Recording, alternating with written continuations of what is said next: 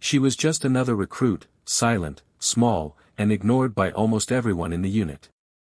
When the sergeant tossed her a mop like she was nothing more than a janitor, the entire barracks laughed. But they didn't know the truth. She wasn't just some nobody.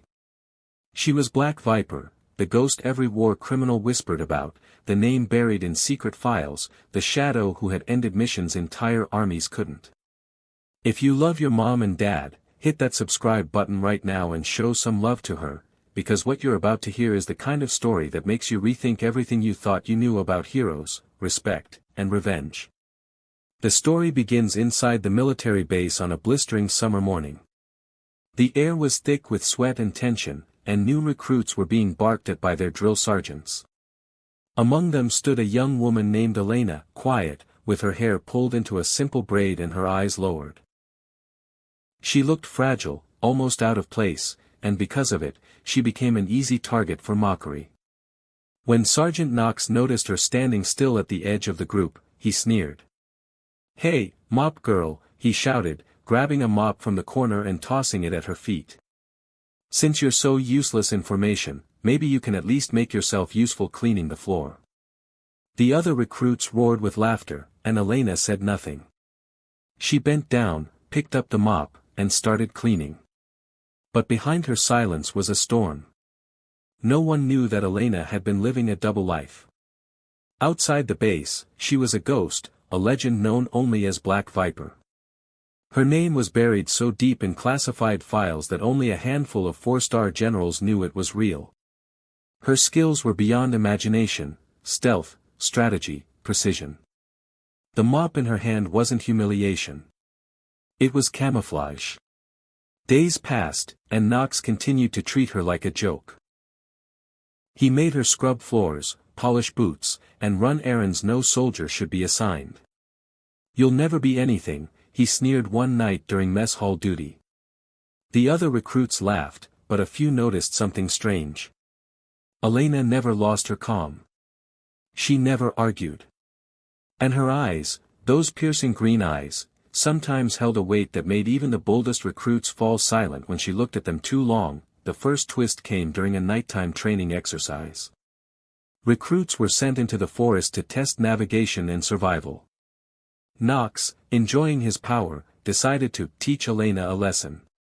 He deliberately gave her faulty coordinates, ensuring she'd be lost in the woods alone. What he didn't realize was that she had been in forests darker and deadlier than this one, on missions where one mistake meant death.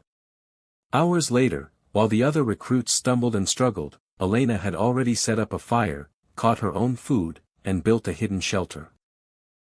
She even mapped the entire route of the exercise with uncanny accuracy. When morning came and the unit regrouped, Knox's jaw tightened as Elena calmly walked out of the trees, cleaner and more prepared than anyone else.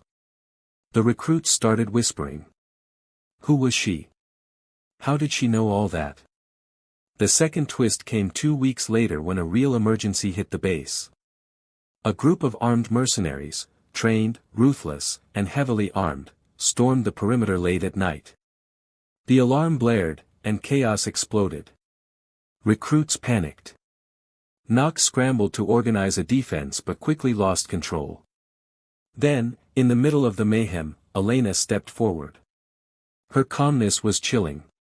She didn't look like a rookie anymore.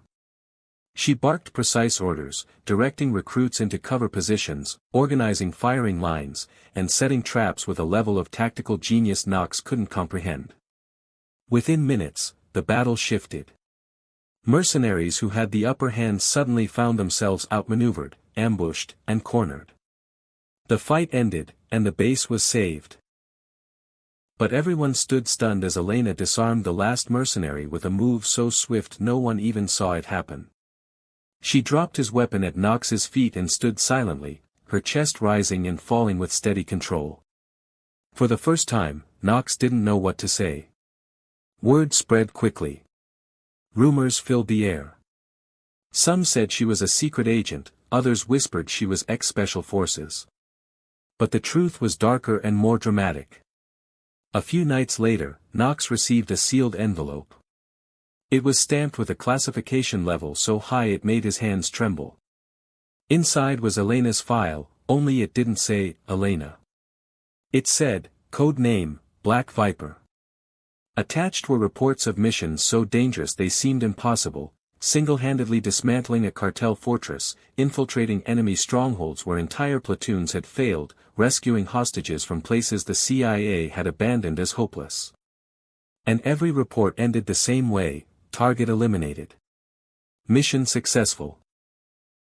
Knox felt his knees weaken. The woman he had handed a mop like a joke was a living legend. But the story didn't end there. The base came under another threat weeks later, this time not from outside mercenaries but from within. A traitor was leaking information to enemies, and suspicion spread like wildfire. Knox, now painfully aware of who Elena really was, found himself secretly relying on her. She began tracking movements, watching patterns, and setting traps in silence. Finally, one night, she exposed the traitor, a decorated officer who had been Knox's own mentor. The revelation shocked the entire base, and the general himself arrived in person. In front of everyone, the general walked up to Elena. "Black Viper," he said, loud enough for the whole unit to hear.